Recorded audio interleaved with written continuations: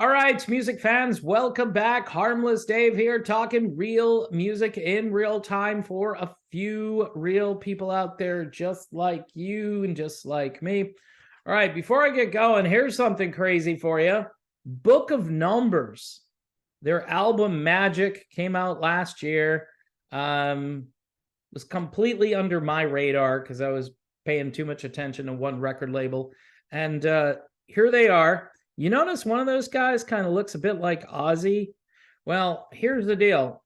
If you like the music of Ozzy and Dio and stuff like that, Black Sabbath kind of stuff, Book of Numbers is really cool. And, with Ozzy, unfortunately, not being able to tour anymore, I know these guys also are a part of an Ozzy tribute band, which I think is a unique idea. Ozzy, because of all of his medical issues, he won't be out there on tour.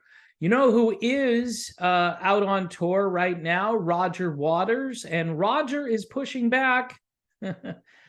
He's decided to sue some folks that said he was an anti-Semite. Now, here's what I've noticed. And I've noticed this on a personal level, which is really kind of interesting. I have nothing against any group of people.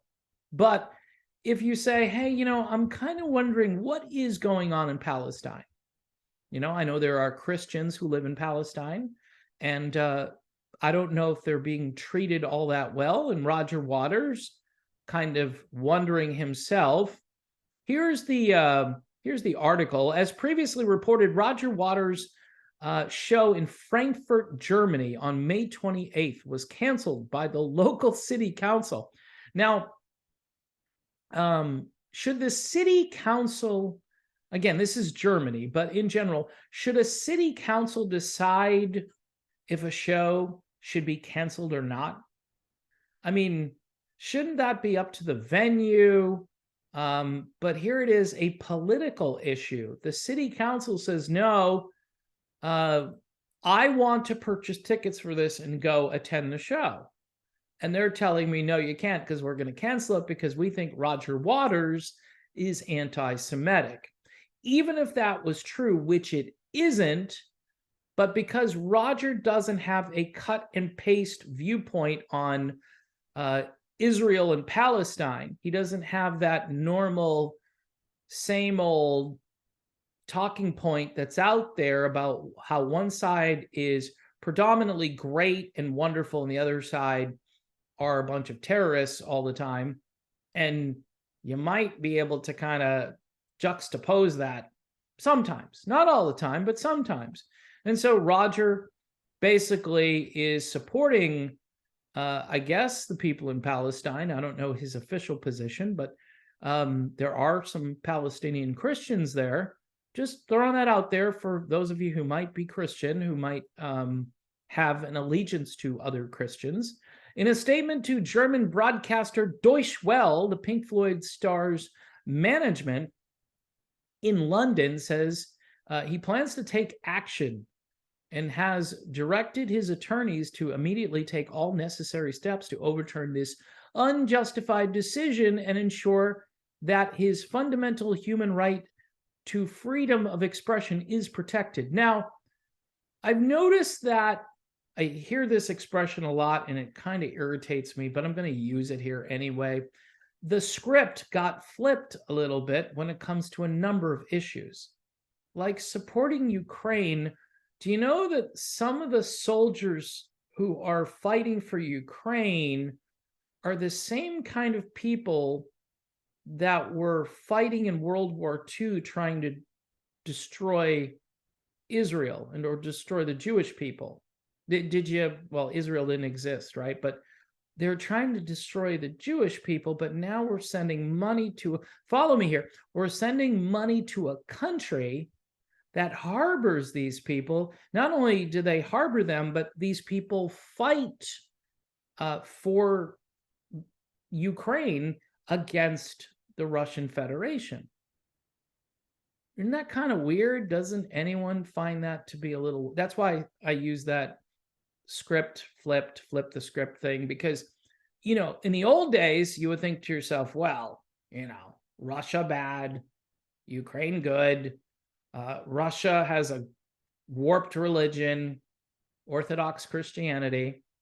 Ukraine, largely secular, with a bunch of lunatics running around promoting all kinds of weird activities, much like at the school board meeting here in the United States, much like what parents have been fighting against. Same agenda, same exact agenda. And we're sending money to these people. Why? Because the United States predominantly now, try to follow me. I know this is supposed to be a music channel and it's rough for some people. But we're sending money so these people can promote the same stuff that people are fighting against at the school board meeting here in the United States.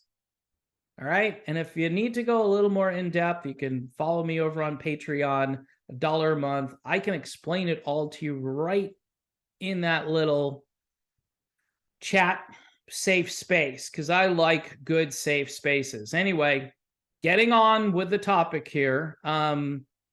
So he plans to take action and ensure that his fundamental human right to freedom of expression is protected. Amen. Look, in the old days, even if I disagree with Roger, or I disagree with Michael Moore, or I disagree with Al Gore, guess what? They have the freedom of speech. And yeah, we ought to protect even the most egregious, annoying, offensive speech, because that's the way it was set up. And the founders were right to do that, because if you have tyranny, you need to be able to speak truth to power. And if you can't speak the truth, then you kind of lose your own power. Anyway, folks, a concert in Munich has reportedly been canceled as well. So he's had more cancellations. And the statement adds, if left unchallenged, this blatant attempt to silence Roger Waters could have serious and far-reaching consequences for artists and activists around the world. Hear, hear.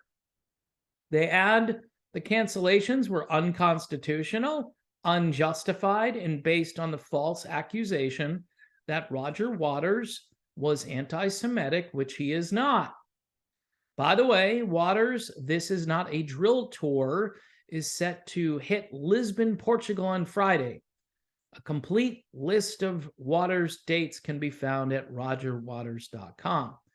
Now, the general consensus in the rock media and the mainstream media is that Roger Waters is a bad dude and that David Gilmour is a good dude because, he's writing songs with Ukrainian musicians, or at least one song, and that is supposed to be the last Pink Floyd song recorded. I mean, look, I'm hoping Roger Waters continues to record.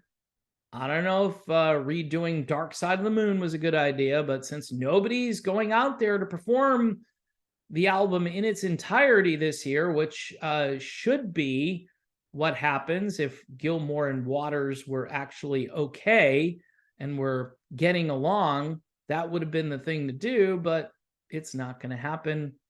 And hence Roger Waters has decided to make a deal, or make a big deal, I rather would say here, about this 50th anniversary, which is amazing. Probably one of the greatest albums ever recorded. So if you don't like what Waters is doing with it, then I'm sure you'll enjoy going back and listening to Dark Side of the Moon for the 7 millionth time. But that's cool because it's that good of an album. Anyway, I don't know if this is even close to being that good of an album, but it's pretty interesting. Book of Numbers, this is magic. And it's a lot like Ozzy and Dio and things like that, showing that I have a wide palette. I'm willing to give things a chance, even if they're not directly in my wheelhouse. I think you'll like this album if you're a fan of Dio or Ozzy, and if not, it's okay. We'll catch up with you in the next video. By the way, thanks everyone for supporting the channel. Make sure you hit the bell for notifications for new videos.